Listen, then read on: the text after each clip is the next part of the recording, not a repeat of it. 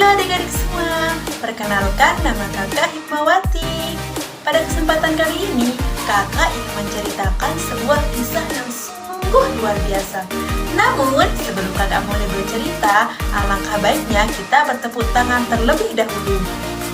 Kalau kau cinta Allah, tepuk tangan. Kalau kau cinta Nabi, tepuk tangan. Kalau kau cinta Allah, kalau kau cinta Nabi, kalau kau cinta Islam, ucap salam. Assalamualaikum warahmatullahi wabarakatuh. Wah, semangat sekali adik-adik semua. Jadi pada hari ini kakak akan menceritakan kisah tentang Nabi Ibrahim dan Nabi Ismail alaihissalam pada muasal kurban. Nabi Ibrahim mempunyai dua orang istri. Istri pertama bernama Sarah dan istri kedua bernama Hajar. Sarah melahirkan seorang anak laki-laki yang diberi nama Ishak, sedangkan Hajar melahirkan seorang anak laki-laki yang bernama Ismail. Sarah merasa tidak senang hidup bersama Hajar. Berkali-kali ia meminta kepada suaminya agar Hajar dan Ismail dipindahkan ke tempat lain. Akan tetapi Nabi Ibrahim tidak segera menurutinya. Setelah mendapatkan perintah dari Allah Subhanahu wa taala, Hajar dan Ismail diajak suaminya pindah ke Mekah. Ismail yang masih kecil pada waktu itu terpaksa harus mengikuti kedua orang tuanya menempuh perjalanan yang begitu jauh dan melelahkan. Hajar dan Ismail ditempatkan di daerah padang pasir yang tandus, sepi dan terik matahari yang menyengat kulit. Tidak ada seorang pun di sana kecuali mereka berdua.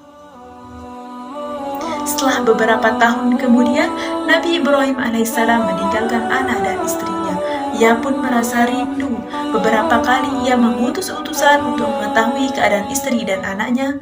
Ketika utusannya mengatakan bahwa keadaan istri dan anaknya dalam keadaan baik-baik saja, Nabi Ibrahim pun merasa lega. Demikianlah Nabi Ibrahim tidak dapat menahan kerinduannya. Ia pun pergi ke Mekah dan bertemu dengan Hajar dan Ismail di padang Arafah. Anak dan istrinya itu sedang mengembala hewan ternak yang cukup banyak. Dalam perjalanan pulang ke Mekah, mereka beristirahat di Musdalifah karena kelelahan dan akhirnya mereka pun tertidur. Dengan tidurnya yang sebentar itu, Nabi Ibrahim pun mendapatkan wahyu melalui mimpinya. Ia diperintahkan oleh Allah Subhanahu wa taala untuk menyembelih putra kesayangannya, yaitu Ismail. Ketika itu juga Nabi Ibrahim terkejut dan berdebar-debar. Tampak begitu berat ujiannya kali ini. Akhirnya ia pun menguatkan hatinya demi rasa cintanya yang lebih besar kepada Allah Subhanahu wa taala, dan akhirnya ia memberitahu mimpinya itu kepada putra kesayangannya, yaitu Ismail. Wahai anakku, sesungguhnya aku bermimpi bahwa aku menyembelihmu, maka pikirkanlah bagaimana pendapatmu, ucap Ibrahim kepada putranya Ismail, sesuai surat As-Saffat ayat 102. Dengan berserah diri kepada Allah, tanpa ragu lagi, Ismail mengemukakan jawabannya. Wahai ayahku, lakukanlah apa yang diperintahkan Allah kepadamu. Insya Allah, engkau akan mendapatiku termasuk orang-orang yang sabar. Kemudian Nabi Ibrahim membawa Ismail ke atas bukit. Di sana, ia mengenakan kain penutup mata dan pedang tajam pun sudah dipersiapkan. Ketika pedang itu sudah berada di leher Ismail, tiba-tiba tubuh Ismail pun diganti dengan seekor kambing yang gemuk oleh malaikat Jibril. Dengan demikian, selamatlah Nabi Ismail dari penyembelihan.